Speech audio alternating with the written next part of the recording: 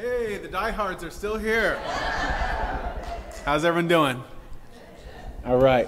So thank you for the kind introduction.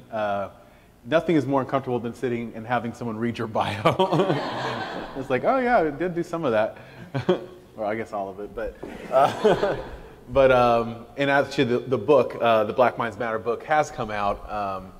So if anybody wants to take a look at it, it's pretty, I think it's a pretty good summary of kind of some of the topics and things that we talked about there. I really appreciate the opportunity to be here with the folks who are really making it happen in our system when it comes to advancing teaching and learning and prioritizing some of our students who have not been the priority for a long time. And I think that there's a lot of initiatives and efforts that are really trying to change that. But I also know that at the core of that is this group here. And so it's really a pleasure to be here. In particular, I wanted to thank Jennifer, who I had the pleasure of working with at San Diego State. And you can't imagine how awesome it is to work day in and day out with somebody who is so positive, insightful, critical, and strategic. So appreciate that and the opportunity to be here. And the last thing I'll say before I jump in is Sua Zhang. Sua, raise your hand real quick. It's Sua. Sua, for the past, I don't know how many years now, at this point, has been my doctoral student, and now he's here as an assistant professor. And yeah. But it was one of those situations where it was like just all by happenstance. He came to campus one day, and he was looking. Hi, Amber. And he was looking to basically learn more about the program. And I saw his background. I saw the level of things that he was aware of, the research that he had already done. And immediately I went in my mind, was like, if he applies to all kinds of programs, we'll never get him. So I immediately said, hey, do you want to come here? It's like, and he's like, yeah. And I was like, hey, Frank and I, my colleague Frank, we're getting ready to go do a presentation at a community college. And we're like, hey, do you want to come with us? He's like, let's roll. I was like, okay. And we've been rolling together ever since. So it's fortunate to be in the struggle with him. So, okay. So my name's Luke, as was mentioned. I have a couple different roles now, but the primary role at SDSU is over diversity and inclusion efforts. And there's a lot that we're trying to do to improve what's going on for some of our students who might be the most minoritized. My contact information is up there if you would like it. It'll be part of the packets of information that's distributed to everyone, so please let me know. I also wanted to put images of people who are from our budding Office of Diversity and Inclusion. Jennifer's picture's up there, even though she's technically in another area, but we claim her. And basically, what happened is that I've been on faculty since 2011. Assistant, associate, full, distinguished, so went up the ranks and did all those things, and have really enjoyed doing work with community colleges, primarily running equity-based initiatives with community colleges. And then we had a new president that was selected, President Adela De La Torre, and her background is someone who does Chicanic studies, a former chief diversity officer. So the opportunity was just too good to pass up, to make some meaningful change in a very short period of time at an institution that, like many other institutions, has lots of things that it can point to that are going well, but also some things when it comes to diversity and inclusion that certainly aren't as far as where they should be. And so this is kind of the budding office of folks who are part of that. I didn't want to just mention a couple of things that are going on because I think it's important to see what we're doing. One of the things that happened is that we recognize that our ratio of faculty from minoritized groups in comparison to students from those same groups is not anywhere near what it should be. And so our Senate, Diversity, Equity, and Outreach Committee, they basically created this resolution that was passed by the University Senate, which requires all academic departments and administrative departments by fall of 2020 to have diversity plans with a specific focus on hiring.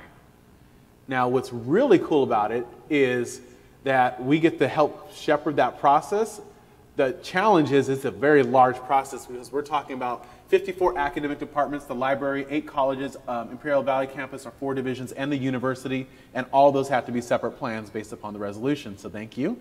I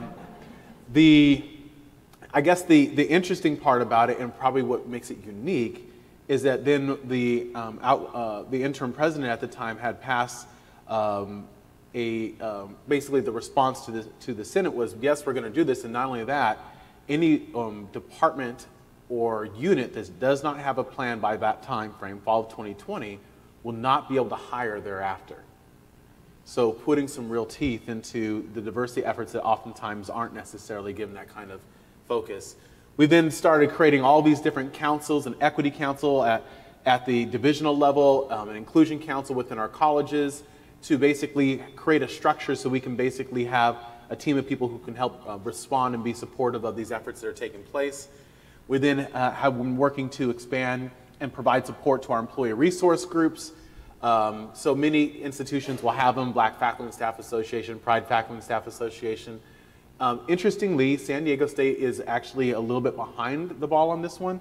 We've had some groups that have been running, certainly, but many groups haven't, and they've come and they've gone, they've come and they've gone. And so what we decided to do is through our offices to provide them with some real support in helping them with like meeting locations, monies to support their efforts, and even some additional monies to support cross-employee resource group work.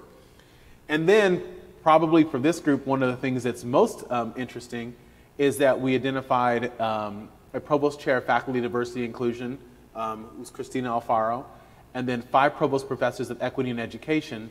And Jennifer and Christina and myself have essentially been preparing them because what they're going to do is, beginning now, go into departments, division meetings, faculty retreats, and do training on implicit bias, microaggressions, inclusive pedagogies, understanding what it means to be a Hispanic serving institution.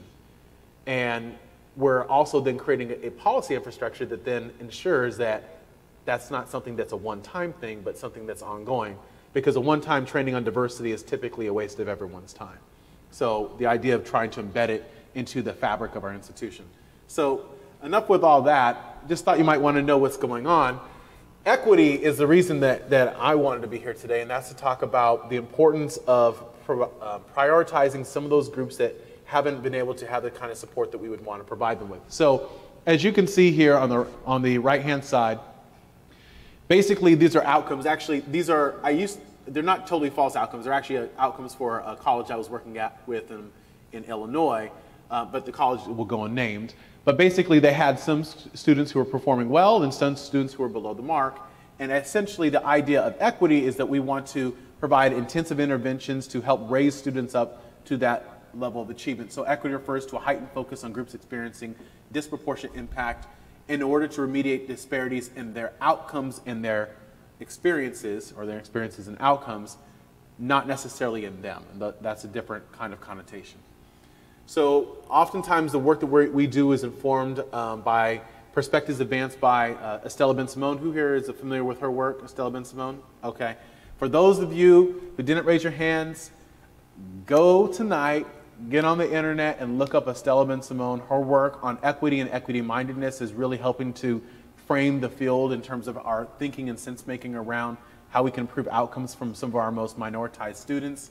Essentially, these are kind of her 4 bullet points on what it means to have an equity-minded perspective, that we want to understand that there are systemic inequities, that when we look at institutional underperformance, we want to think about that as what's going on rather than student underperformance, because students are within institutions and our institutions are really set up to produce those outcomes for them, and being critically reflective upon our roles as educators. My colleague Frank Harris, if he was here, he would add a different bullet, which is to say it's not just simply about having these perspectives, but also challenging one another and holding one another accountable to make sure that we're actually rising to the level of success that we need for all of our students. Whenever I present, I always show this slide. And that's because it really is the way that with all the work that we do on equity, we think is important to think about it from a systems perspective. And this is a quote attributed to W. Edward Deming and Paul Batalden, and it says that every system is perfectly designed to achieve the results that it gets. And it's important for us to think from this system's perspective if we really want to change outcomes. And we can look at all kinds of outcomes. We can look at gaps in, based upon 2025. We can look at even more disaggregated gaps within our own institutions, within colleges. There's a lot of things that we can do that will identify gaps. And then once we do, people will think about it from different perspectives. Some people will say, you know, what is wrong with the students? Why aren't they doing what it takes for them to be successful here? Some people will say the same thing about minoritized faculty. But from this perspective, we really need to think about it from ourselves as part of the institution and what is our role in essentially creating this. So think about it as every system, every college, every department, every office, every classroom is perfectly designed to achieve the results that it gets, bringing it down to that really personal perspective. Now, this here behind me is what we refer to as our pyramid of success. And it really comes from the work that we do that has nothing to do with most of what we're talking about here, but my specialty and background is really focused on Black and Latino boys and men, and looking at what are the challenges that they face in education, how can we better empower them to be able to be successful in schools. And it's still, though, this pyramid, even though it was based upon that work, I find it to be very applicable to most of the things that we do. So oftentimes what would happen is I would go to a school or a college, and I'm there to talk about, let's say, Black males. And someone would say, hey, can you give us like a one-page sheet on how to teach them? Just like some crib notes, like, you know, do this, do that, don't do this, don't say this. And I don't necessarily think that that actually helps us to improve anything, because oftentimes what we find is that when we give people strategies, that it only empowers them to do more damage than good. And that's because you can tell people what to do, you can tell them all these strategies here, but if we haven't started at the base, which is our own perceptions about how we view ourselves and how we view them, then it only empowers us again to communicate microaggressions and bias to them on a regular basis. And I think that that's important for us to keep in mind if we're really going to try to change the outcomes that we're seeing, is that the training that we do, yes, we can talk about practices, and that's important. But before we talk about practices, we also need to make sure that we haven't left perceptions out of the conversation. Because perceptions influence how we, the second box, relate with one another.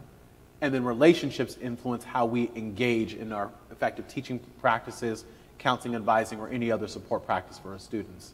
So perceptions influence relationships, influence practices that ultimately leads to success.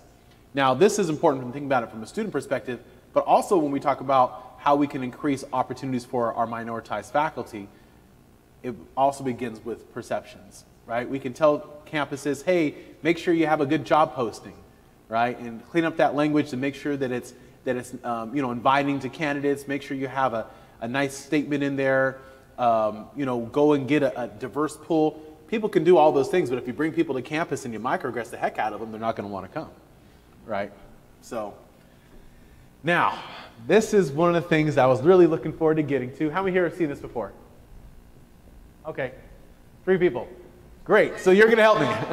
All right, so basically what this is a taxonomy that my colleague Frank Harris and I created that is used to understand how to advance professional development at a large scale.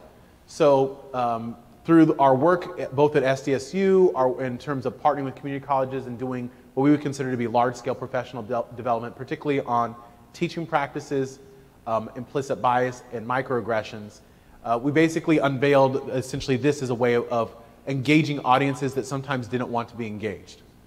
Now, where this came from is we would go and we would present at a community college, which most of my work as a researcher centers in community colleges. And when we would go and present in a community college, I would go to do a session on, let's say, microaggressions. And I would go to the session, it'd be a room full of, like this, nice group of people, and the person who was putting it on, I would oftentimes, and this actually still happens pretty regularly, they would say, you know, I'm glad you're here, and you could see like there's something on them where they're disappointed, and so I'd ask what's going on. And they say, well, you know, I know we have a good turnout, I'm glad folks are here, but you know, when I put this on, I was really thinking about Jerry from chemistry. Because we all know that Jerry microaggresses the heck out of his students. But Jerry, he's not here. And I'm thinking to myself, of course, It's a brown bag at lunchtime. It's voluntary. Why would Jerry be here if Jerry doesn't believe in this, right? But oftentimes what we find is that the people who we invite are the people who already know, right? Now that's important because we still think that they need additional support, right? So that's not to in any way diminish that work. But if we're really trying to reach people who aren't necessarily reached by our activities, we have to do it in a different way. And partly what that entails is recognizing that there are different people with different motivations. And we break it down into two different characteristics, knowledge and action. So knowledge is knowing what to do, so those who don't know what to do and those who know what to do, and then action, having a willingness to actually do it. So being unwilling and willing. And we all know that you can have knowledge and you can have action, and they're not necessarily the same thing, right? Not necessarily the same thing. Because there's a lot of things that we know we should do, but we don't do them. I think if we all here to think for a moment about even basic things like we know about healthy eating, but we don't always do it. We know about working out, but we don't always do it. Now there's some health folks in here who are like, yeah, I do, both those. But just take the example, right? So anyways, we got these 4 different quadrants that this produces. And in the top right-hand quadrant are essentially the people who are oftentimes the ones that are going to come to a voluntary training. These are the people who, K, know what to do, and W, have a willingness to do it. And for those who have seen this before, what do we call this top group? Yeah. Early adopters of the choir, right? Refer to them as choir. So, and there is a lot of overlap with that, but you'll see some differences. So they're the choir. The choir, they know what to do, they're willing to do it, and they're going to show up. If you're going to do a training on microaggressions or equity or whatever it might be, the choir, they're going to come. If it's a brown bag at lunchtime, they'll be there. An evening program, shoot, some of them will come to a weekend thing. Why? Because they care about the populations, they have an intrinsic commitment to serving them, and they want to improve their success. Now, oftentimes when I go to a voluntary training, this is who I'm talking to. I'm talking to the choir. And the people who will come to a weekend symposium on teaching and learning and stay till 4 o'clock, I'm going to guess that every single one of you in this room is part of the choir, so hi, choir. And thank you for being here. Now, we also know that there are some groups that don't necessarily know what to do, but they're willing to do it, right? So the difference between these individuals who are the allies, is what we call them, and the choir is really knowledge and information. And so we want to empower them with better information so they can know how to engage different groups. So oftentimes in the context of the work that I'm doing in terms of teaching men of color, I have a lot of folks who might be part of the choir, and then I have some individuals who are part of the allies, and I want to better empower the allies so they can become part of the choir. And that's great because we know that we have a contingent of people who are on board who want to see these things happen. Now, that's not everybody, right? And that's why we have some boxes down at the bottom. We have resistors and defiants. So let's go down to the bottom row. For the resistors, these are people who don't know what to do and they're unwilling to do it. So they don't know and they're not going to do it. And we break that down into 2 different groups, active resistors and passive resistors. Active resistors, they actively resist. 3 true stories. One time, Frank and I were going to speak to a college, community college in Northern California. The night before we got there, a faculty member had learned that the convocation was going to be focused on men of color and was irate that they would possibly have a focus on this, and sent out an email to every single person on campus, BCCing all the faculty, all the staff, all the students. Not students, all the faculty, all the staff, all the administrators, saying, don't go. This is an example of reverse racism. Why are we talking about men of color? Shouldn't we be talking about other populations that are larger and going on like this, right? And telling people don't go to this. Another example is when I was at a college that was in Arkansas. And I was invited out there by a person who was a mid-level administrator. And I was doing a talk on improving outcomes for Black and Latino males. And as part of the talk, you know, there was a bunch of sessions that took place beforehand, and then there was supposed to be this larger session. The president in that case was the active resistor, and was irate that they would schedule something like this. How could they? And so he held a mandatory meeting at the same time with the administrators to prevent them from going. I won't give any more examples. You get the point, right? So active resistors actively resist. They're very vocal. And the good news is this: they represent usually a pretty tiny percentage of the population. I mean, I can give probably 7 examples of some really hardcore active resistors. And as you know, I probably talk too much because of what the bio said in terms of how many talks we've done. So that gives you an idea of, like, you know, they're usually not that vocal, but when they are, it definitely sets a tone. Now, see, this is what most people will do. They're not going to be active. They're not going to raise their hand and stand up and tell people not to do this. What they're going to be is what we call passive resistors. Passive resistors could be characterized as the don't know, don't care group. So what they really want to do is just stay out of the fray. So they might hear that we're coming to do these conversations on these topics, and they're not going to make a big fuss about it. You know, they might say something behind the scenes, but nothing vocally and in person or publicly. But what they'll do is they'll vote. And they'll vote by their lack of presence. And they just simply won't come. Now, again, we have the choir, and then we have our allies. We have our resistors, active and passive. And then we have a group here called the defiant. The defiant is really characterized essentially by 2 different groups of people. The largest group are those who are our active resistors, who through maybe policy or through some pretty serious violations have been through training. So I'm an active resistor and I had to go to a training on microaggressions, or I got fooled into going to one. So I sat through going just like this the whole time, information going in one ear and out the other. But I didn't really embrace it because I didn't think it was important. So what we find typically is that people will then oftentimes take some of those things and put them into practice, but only with students who look like them. Now, there are some people who become defiant because they're part of the choir. And they were engaged in this work on equity for just so long, pushing and pushing and pushing, and feeling like they were getting nowhere, and then became dismayed, and then disillusioned, and then ultimately defiant. And so sometimes you can find people who were once part of the choir, but by getting burnt out and racial battle fatigue and other types of battle fatigue, essentially became defiant. Now, I was presenting this a couple years ago now to a convening that we did with USC Center for Urban Education. And we were talking about this taxonomy, and one of our funders was in the room. And afterwards, the funder came up to me and said, you know, Luke, you're missing something on here. And, you know, we had done a ton of research. We have some articles that are published based upon, like, using this as a framework, and we validated it through a number of different ways. And so when someone says something like that to you, you're like, no, this is research-based, you know. I mean, I was thinking to myself, those are fighting words for us.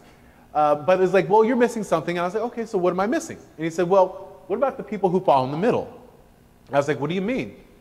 He says, what about the people who think they know what to do and really don't? And so we call them the oblivious. So here's the challenge about the oblivious. The oblivious oftentimes thinks they're part of the choir, or certainly they think they're allies at least, but they're not, and they're oftentimes incredibly damaging. So there are 3 different types of oblivious that we've identified in our work, and so I wanted to share that really briefly. Those who have a savior complex, those who are non-reflective, and those who are grandstanders. So let's take them really briefly. Savior complex. I like to think about this as individuals who bring deficit mindsets to equity work. So they still harbor these notions that the communities, the students, the families, that they're lesser than, that they don't have what it takes to be successful. But this notion of wanting to help, they bring those deficit mindsets into that work. And oftentimes it's not about the community as much as it is about their own acceptance, their own forgiveness, but from the standpoint of they want to save, not to empower. Then there's those who are non-reflective. Non-reflective people can speak the language. They'll say, equity as opposed to equality because they understand that equity means something very different.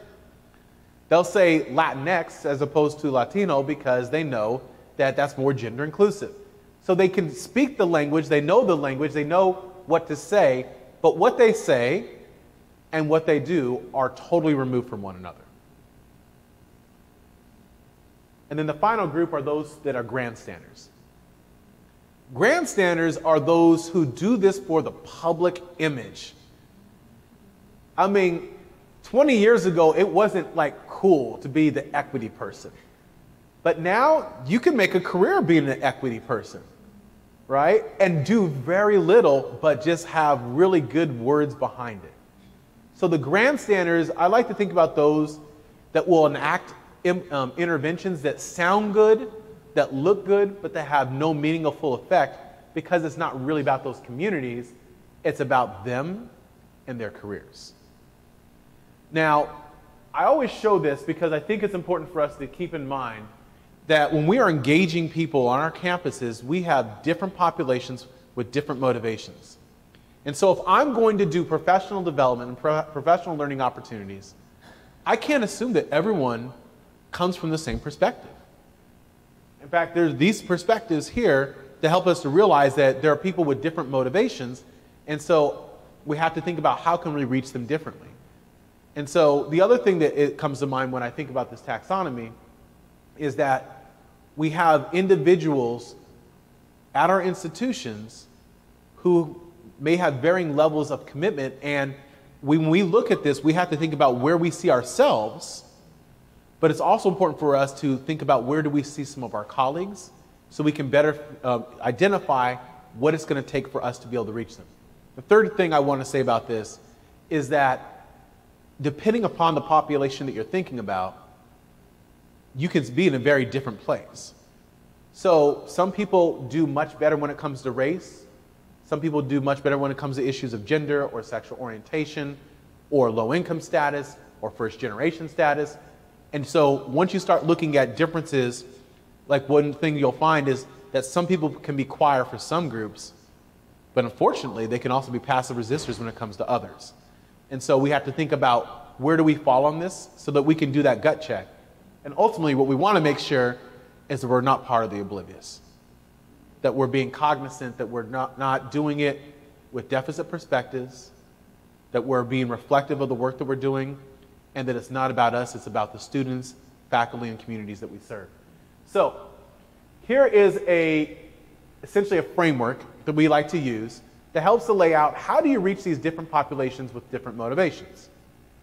So for these different groups, we call it the 4 E's: empower, excuse me, educate, enlighten, and encourage. Empower, educate, enlighten, and encourage. So for the choir, our goal is to empower them. They are already on the team. So for us, we're going to just provide them with additional strategies and practices that can help them go to that next level. So if I'm going to reach them, like I can send them an email, I can send them a flyer because they're already on the team. They're going to show up. Why? Because they have an intrinsic commitment to serving these populations. But again, not everyone's part of the choir. With the allies, you can do the same thing to an extent, but you have to realize that they may not have like that intrinsic commitment to the certain populations that we're talking about at the time, but they're usually more so organized around philosophies of social justice and equity, and so we can reach them in that way.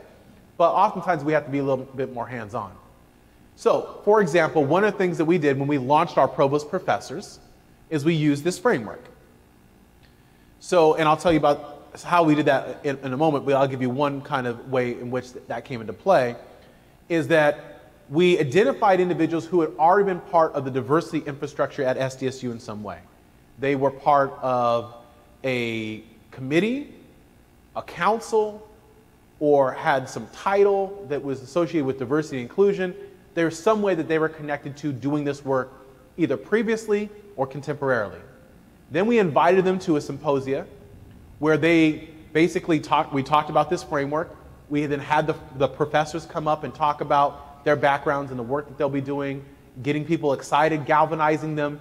And then as they got ready to leave, we asked them to identify the names of individuals in their areas who are advocates for them and for the work that they do, because oftentimes those are the allies. And so what we can do then is then when we have our follow-up, we're going to invite those individuals to come, because it's like a snowball effect. You start out with the choir, and then you ask them for more individuals, and then you bring in those allies, you help to train them, and then you have more choir, and just keep on going out and out and out and out from there. For the oblivious, a little tougher, because remember, they think they're on the team and they're not. So for us, what we have to do is we have to enlighten them, and that really doesn't come through presentations like this. That usually comes through personal conversations where we convey humility and demonstrate the types of dispositions that we want to see. So oftentimes what we find is those who are oblivious have been on the equity journey. Like they were passionate about it at one point in time, and then for some reason or another, they thought that equity was a destination and not a path, and they got off at some point and didn't realize that they still need to keep on going, that there's more of a journey that's involved, right? That we're always still learning, we're always still growing, but at some point they got off. And so what we have to do is model to them what we want to see from them, and talk about what are some of the things that we're still struggling with, that we're still working with, so that they can start to see that it's about continuous growth in order to be able to really be part of this. And that oftentimes when individuals harbor these deficit mindsets, it's not easy to just, oh, I know that now, I went through that one implicit bias training, I'm good, I'm gonna set that in a box, and now I can go lead our diversity efforts. It doesn't work like that. It takes a lot of time and attention to be able to overcome these things. With our passive resistors, we want to encourage them. But specifically, we want to encourage them to care. Because if we can get them to care, then we can get them to employ the strategies and practices that are necessary. Now, in our center, how we've gone about that is really by learning from working with community colleges. So we used to have a survey of students that we did with a lot of colleges, and then we had focus groups that Frank would do, and we would go and look at, study with the community college, interview their minoritized students, do surveys with them, and then present it to the campus, and the campus could learn about what they should be doing. So one time we were partnering with one of our colleges, and I went up and I presented all this great information that I thought was great on the quantitative side of the house. And some the normal thing is that there'll be one person who knows a little bit about quant. They'll ask a question to try to basically see what I know, and then I'll respond in such a way that there's no more questions usually that come afterwards. It's mostly just because once they realize that I know what I'm talking about and I teach advanced statistics, then it's usually, oh, okay, so this is legitimate. Then Frank will come up and he'll show the focus group data, and they'll hear the focus group data, which oftentimes only reaffirms and provides additional context to what the quantitative findings were. So after this happened, there was a faculty member who was sitting in the group, and he raised his hand, he's like, well, I know you did all those fancy statistics and everything, and I see the quotes from the students, and I'm sure that, that some people feel that way, but I gotta be honest with you, I just don't think that most of our students really have that experience here. And I was like, okay, getting ready to respond, and before I could respond, there was a student who was in the audience, a black male who was a veteran, and he raised his hand and said, hey, you know what, can I respond to that? And he says, you see that quote about what they're talking about there? That happened to me yesterday.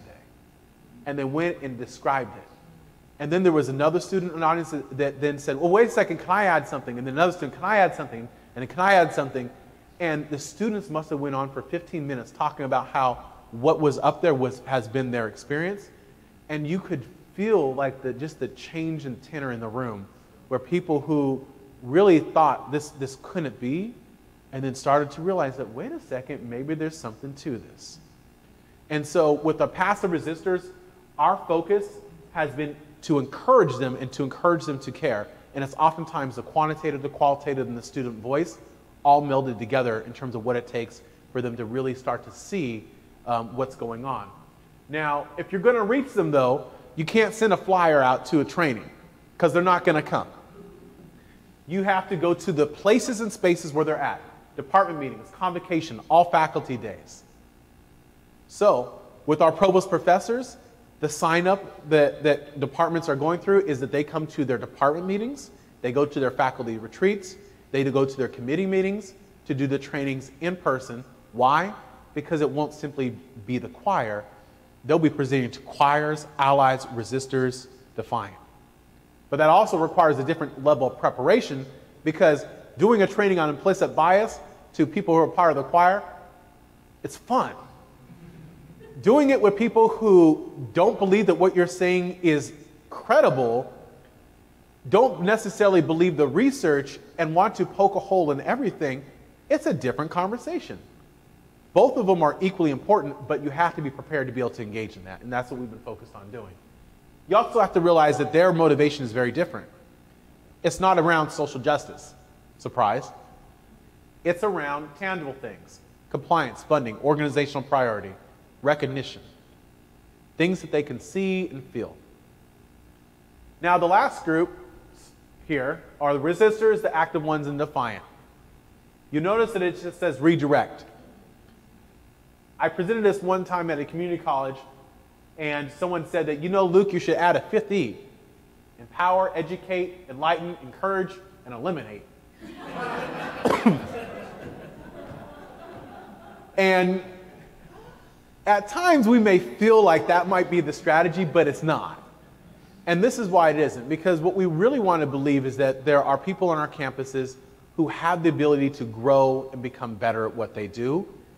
And oftentimes with the equity efforts, if people see it as a threat to their existence, then they'll become even more recalcitrant and make it harder to move it forward. So what we say is to redirect them. Provide them with the time, autonomy, energy, release to go do the things that they really want to do. And why we serve to build that culture with the choir, snowball effect to the allies, bringing in those passive resistors. And then we know that one day they'll wake up and they'll see a different institution. And then they'll have a really difficult decision to make. Is this the place that I want to be? Is this what I want to do? And fortunately, my experience is I have had people who have come to me and said, after years of training, that, you know, I used to be an active resistor. And I can't say I'm part of the choir, but I'm trying to be an ally. So it does happen.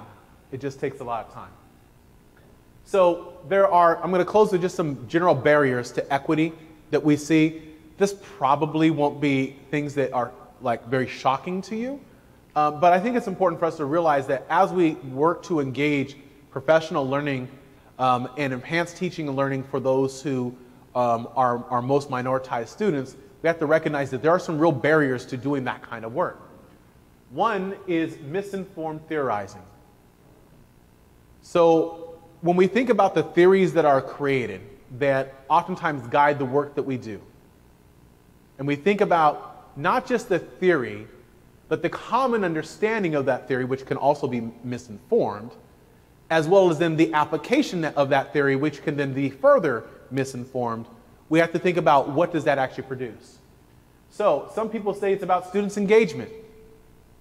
And I'm firmly in belief of the work around student engagement. I believe that students who are engaged will do better, absolutely. And in fact, our surveys even ask questions around engagement that are very typical to what you would see. How often do students ask questions in class, respond to questions in class, participate in group discussions? But in reality, we have to step back from that and say, when we're talking about students who come from minoritized communities, have they ever felt welcome to engage? Have they felt like their engagement was invited or desired?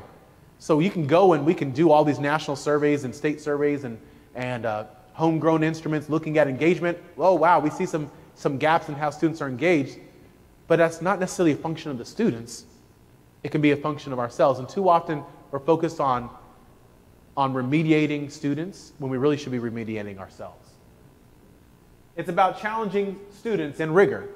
And that's true. We have to challenge students. We have to have rigor. And down here at the bottom I have Naveed Sanford's challenge and support, which says that essentially if you want a student to be successful, you have to challenge them to their highest level, to the highest level of what they can learn within their zonal proximal development, and you have to provide them with some support. Those things are true, but you can challenge a student all you want, but if they don't believe that you believe in their inherent capacity to rise to that challenge, the challenge will go unmet. And you can provide support. I mean, I can come to class a little bit early, leave class a little bit late. I can have office hours. But if the students don't believe that I truly care about them and care about their success, then they're not going to use that support. Some people say it's about praising students' effort, focus, and strategies. And that's true. But the notions that are oftentimes embedded within the application of growth mindset oftentimes assume that students have at some point in time been told and affirmed about their abilities to actually do the work. And we're talking about students who come from minoritized communities. That's not always the case. So it's not solely about validating effort and strategies and focus. Sometimes for some students, it's about validating their very ability to be able to do that work. Because for some of them, they come from communities and experiences where they've been regularly told that they don't have the capacity. And that's important for us to keep in mind. We can also think about policies that make things difficult. We don't require professional learning for faculty, or success in teaching diverse students is not part of my evaluation. I got release time for research, but I didn't get it to necessarily improve my teaching or excellence in teaching. Or beyond a vague statement of diversity, there's nothing that holds colleagues accountable for what they actually do. So we can have policies or lack of policies that can also make this work very difficult. We can have attitudes and dispositions. I got 2 slides on this one. So the first one is deficit perspectives.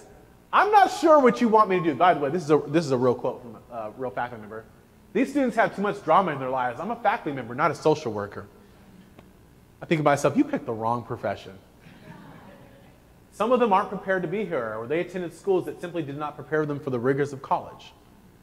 It's interesting, even when you go and you have a student who comes in, a student from a minoritized background, 4.5 GPA, highest SAT score, you still have a faculty member say, well, see, they weren't prepared to come in here. It's like at some point you have to actually recognize that maybe it's you and not necessarily them, or at least, at the very least, a mixture of both. Racist stereotypes. Most students of color are not serious about their education, or they're only here for sports or the financial aid. In our work with community colleges, we oftentimes will hear some people say, well, they'll be gone by census, which is when they would actually be counted. Or a whole bunch of things around equity and institutional responsibility. Our full-time faculty don't want to teach the lower level courses, and so what we find are some big issues. These attitudes and dispositions affect structures though too, because if all of our gatekeeper courses are taught by individuals who are teaching at multiple institutions and spending more time on the freeway than they can meeting with students one-on-one, then we've structured the environment to produce the exact same results that we expect to see. Again, every system is perfectly designed to achieve the results that it gets. A misunderstanding about what equity is. Equity is everything. Everyone should receive the same thing. It's like, no, that's equality, which is cool, but that's not what we're talking about here. The one thing that gets me on that is this notion, and you'll hear people say this a lot, that a rising tide lifts all boats. Anybody ever heard people say that? Rising tide lifts all boats? It's not true. It's not true. And here's why. Because the metaphor assumes that what we're going to do is provide a really good set of interventions that go across the board, and that's going to necessarily increase everybody in terms of the water rising, the boats will rise, in terms of success. Now, is it true that many people could be affected by that positively? Absolutely. But when we're talking about students who come from minoritized communities, their boats may have holes in them from systemic oppression and racism in their experiences. Many of the boats may not even be touched by the water because they're not being touched by the resources and infrastructure on our campus. We have to think about that. The other examples that you can see, politics and power dynamics. I've been learning a lot about that in the past few months. Gosh, it's been interesting. But you can see a lot of things that will be said about, hey, we want to do this, but this is academic affairs thing versus student affairs, or the other way around, student affairs versus academic affairs. And ultimately, we're all here for students. So, and it's interesting how those politics can play out. Department chairs that don't want to push too hard because they're worried that they're not going to have the support to do so. Politics and power dynamics can prevent us from getting this done. Structures, all kinds of structures that can make this difficult. One of the things that is something that we see pretty regularly is equity plans and strategic plans for the university. So oftentimes the institution will have an equity plan or diversity plan or inclusion plan or an equity, diversity, and inclusion plan all wrapped in one. And then they'll have a strategic plan, and those plans don't speak to one another, right? And so, in case you didn't know, it's oftentimes the case that equity is funded on one-time funds or limited time funds. So what happens is then, if it's in one plan, not the other, and the equity monies go away, so to do the equity efforts, so structures in terms of how we design our campuses and arrange them both physically and in terms of the policy infrastructure. Institutional culture, this is a big challenge. Professional learning is not part of our institutional culture. The unspoken expectation is that teaching and service for diverse learners and the responsibility of our minority faculty and staff.